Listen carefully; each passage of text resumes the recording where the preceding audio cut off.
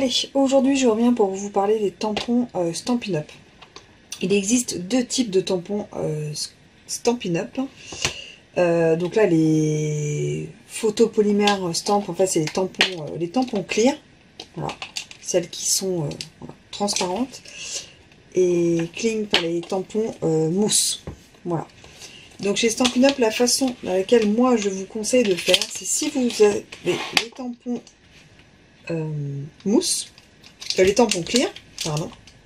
Vous avez vu dans les boîtes, en fait, bon là c'est un tampon en anglais. C'est celui que j'avais eu, que j'ai eu en cadeau.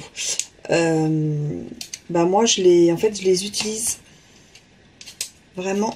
Donc j'enlève cette partie là.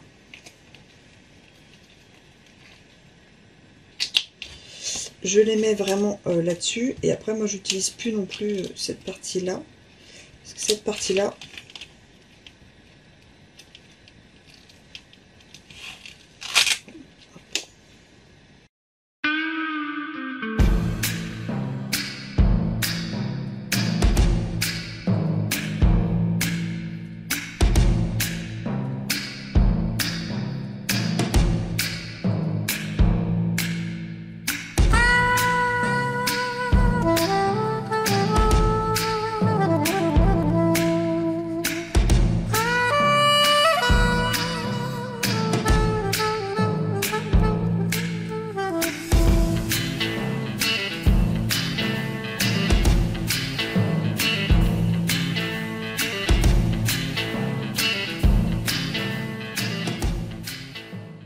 voilà.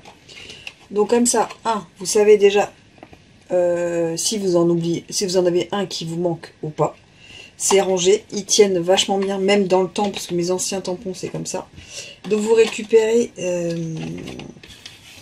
les deux, voilà, ici, les deux petites feuilles qui les protégeaient. Donc celle-là, j'avoue, je ne l'ai jamais utilisée. Vous pouvez utiliser un peu pour la patouille.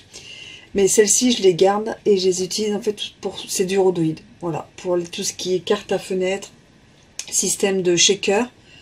Je les utilise. Et puis ce qui est bien, donc là c'est un petit format, mais il existe aussi des grands formats. Ouais, je les garde les deux.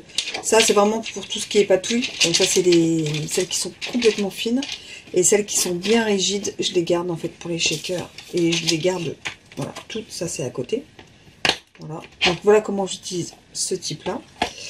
Et celle-ci, que ce soit des tampons de fond comme celui-ci, ou celui-ci qu'il faut absolument que je fasse, il faut toujours mettre son petit...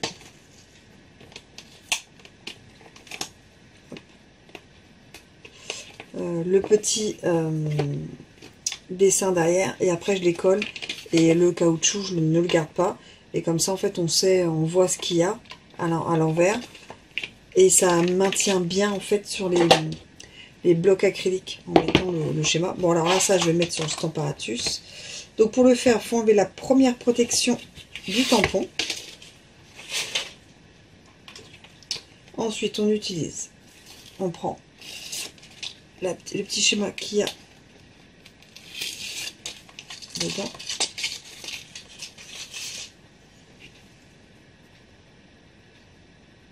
On est bien, ça c'est le dessus, ça c'est le dessus. On va faire dans ce sens-là, c'est bien plus pratique. On le met, et voilà. Là, tout est bien mis, et après vous le mettez dans votre boîte, et c'est réglé, et ça c'est poubelle. Voilà, donc ça, comme ça, vos tampons sont bien rangés. Et ici, en fait, la chose qu'il faudrait faire, on enlève un par un.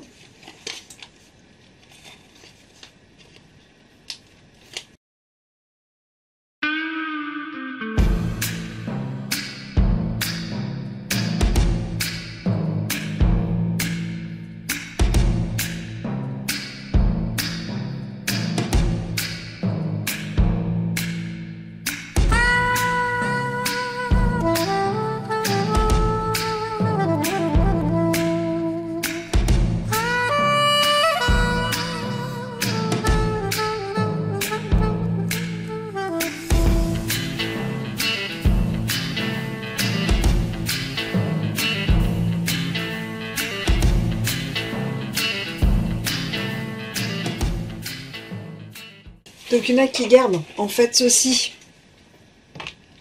qui le colle, vous voyez, qui enlève là, qui enlève en fait la protection, qui le colle et qui remet les mots à l'intérieur pour bien les voir. Et après, on peut s'en servir aussi comme gabarit pour voir si ça passe sur les perforatrices, pour voir si ça passe sur un dies.